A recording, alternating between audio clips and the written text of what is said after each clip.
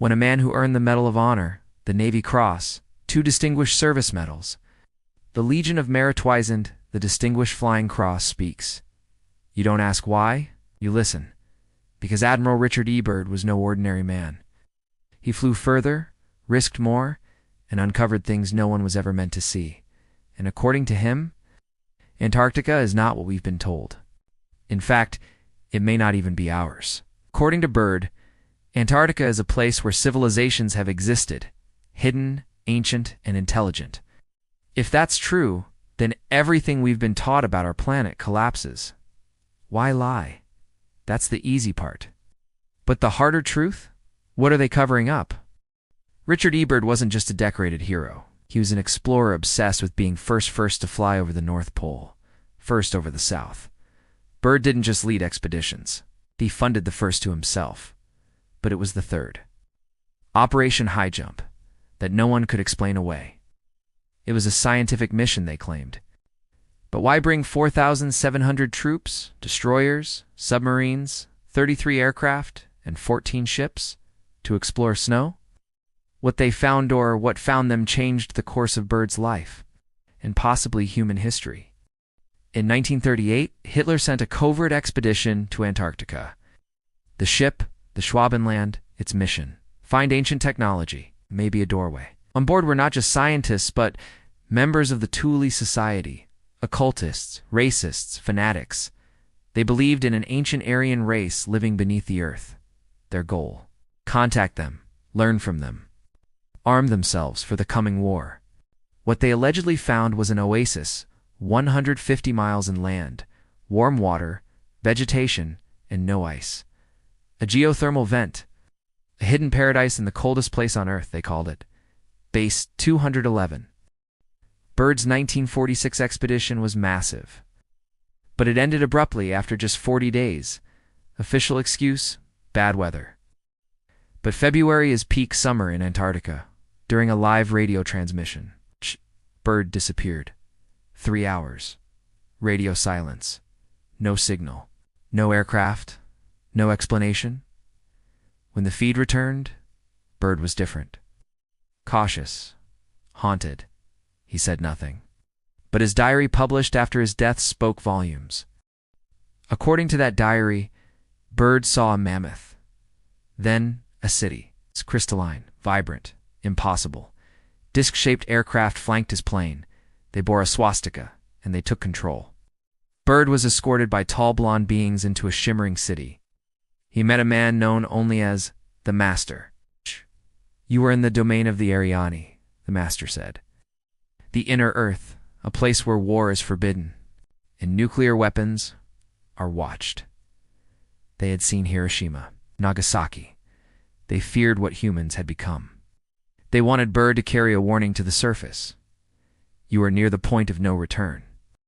After the expedition, Byrd was debriefed, then silenced. He spoke little after that, but shortly before his diary was allegedly leaked, his son was found dead, starved, and dehydrated in an abandoned warehouse. Coincidence? Then there was James Forrestal, the U.S. Secretary of Defense. He believed aliens existed, was hospitalized, declared insane. He jumped from the window of a psychiatric ward, or so they say. Despite being a frozen wasteland, the world's superpowers came together in harmony. The Antarctic Treaty, signed by bitter enemies, declared the continent off limits. No ownership, no war. No exploration. Why? What's really there? Tourists today only see what they're allowed to, and only those with government clearance go deeper. Maybe Byrd's diary is fiction. Maybe it's propaganda. But his 3 hours of silence remain unexplained, and so does the overwhelming secrecy surrounding the coldest place on Earth. In the years following Operation Highjump, the Cold War exploded. But while the world watched Berlin and Cuba, something else was unfolding thousands of miles away beneath a sheet of ice. Both American and Soviet intelligence agencies quietly increased their presence in the Southern Hemisphere. And in 1958, the U.S. launched Operation Deep Freeze, a continuation of Byrd's work. Officially. Unofficially, satellite photos began disappearing. Radio transmissions from remote Antarctic outposts were scrambled. Scientists, civilian researchers began to go missing. One British team based near Coatsland vanished without a trace. The official report said weather exposure. But internal memos from MI6, later declassified, mention a light anomaly in the sky and complete equipment failure before all contact was lost. Stranger still, a Soviet nuclear-powered submarine K-56 was spotted near Antarctic waters. When questioned by U.S. Navy intercepts, the Soviet captain claimed they were there for climate research. With ballistic missiles on board, hidden among the U.S. government's darkest files is a project rarely mentioned, Project Iceworm. Officially, it was a Cold War plan to build nuclear missile silos beneath the Arctic ice in Greenland. But whispers inside the Pentagon link its tech origins to Antarctica specifically. Recovered devices from an unexplained structure located during Operation Highjump.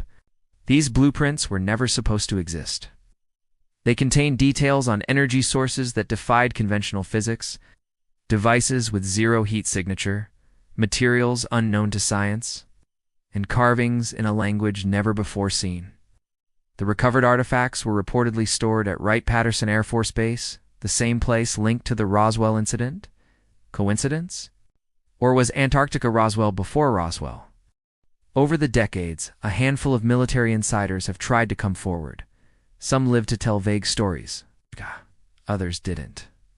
One of them was LT Commander Jack Wintrell, naval engineer who served on the USS Mount Olympus, the flagship of Operation Highjump. In a leaked audio tape dated 1971, Wintrell says, "We found structures. They weren't built by any man. They hummed. Like they were alive." 2 weeks after that recording, Wintrell's car exploded in a parking lot in Norfolk, Virginia. The case remains unsolved. Then came Dr. Elizabeth Nursen, a Swedish geophysicist stationed in East Antarctica in 1982.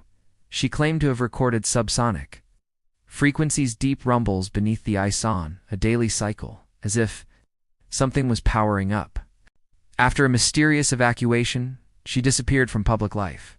Her colleagues said she was reassigned. But her last published note ended with one line: "The ice is not solid. It's a shell."